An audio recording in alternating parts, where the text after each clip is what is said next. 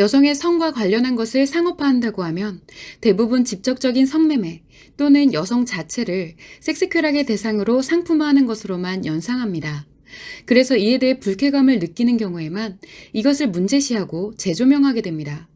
그러나 실제로 여성의 성과 관련된 상업화는 이렇게 단편적인 면에 국한되지 않고 우리 일상 자체에서 여성 스스로도 자각하지 못하는 채 일상화되어 있습니다.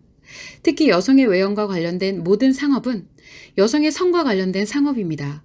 피부관리, 화장품, 다이어트, 의류, 의학, 촬영, SNS와 유튜브의 광고, 식품과 보조제, 기구뿐 아니라 여성이 외부로 표현하는 감정에 대한 교육도 성을 움직이는 성 관련 상업입니다. 여성이 가진 신체뿐 아니라 외부로 표현되는 여성의 감정, 눈빛, 말투, 제스처 등이 모두 그 여성의 종합적인 외형이기 때문입니다. 그런데 현재 여성의 성과 관련된 상업화는 그 기준이 전부 남성의 섹스쾌락에 맞춰져 있습니다. 여성이 자신의 외형을 관리할 때는 반드시 목표하는 기준이 존재하는데 그 기준은 남성의 섹스쾌락에 대한 만족도에 의해 형성된 기준입니다. 여성이 이것을 아무리 부인한다고 해도 그 기준에서 벗어날 수 없는 이유는 여성이 단 한 번도 자신 안에 존재하는 성을 자신의 행복을 위해 작용시켜 본 적이 없기 때문입니다. 즉, 성능력을 가져본 적이 없는 것입니다. 여성의 성과 관련된 상업시장은 너무도 거대하고 일상 모든 곳에 존재하기 때문에 여성이 이 자체를 거부한다는 것은 불가능하고 그럴 필요도 없습니다. 여성이 성능력을 형성해 자신의 성을 자기중심으로 활용할 수 있게 되면 이 상업시장을 적재적소에 맞게 이용할 수 있기 때문입니다. 그러나 성능력이 없는 경우에는 상업시장의 작용에 따라서 그저 휩쓸려 가기만 합니다. 여성의 성과 관련된 상업화는 사실상 여성의 성욕을 촉진하는 마케팅을 합니다.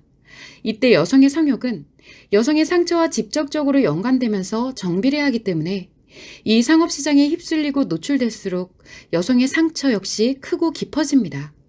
그래서 갈수록 겉으로 보여지는 모습에 신경을 쓰고 타인으로부터 긍정적인 관심을 원하게 되며 이것이 원활하지 못할 경우 상처가 작용하면서 힘들어지는 악순환이 만들어지고 이로 인해 여성의 성과 관련된 상업은 더욱 더 활성화됩니다. 반면 성능력을 갖고 진정한 여성력이 만들어진 여성은 심리적으로 이러한 악순환의 연쇄에서 완전히 벗어날 뿐 아니라 그 어떤 물질적인 소비가 없이도 최고의 매력을 갖게 됩니다.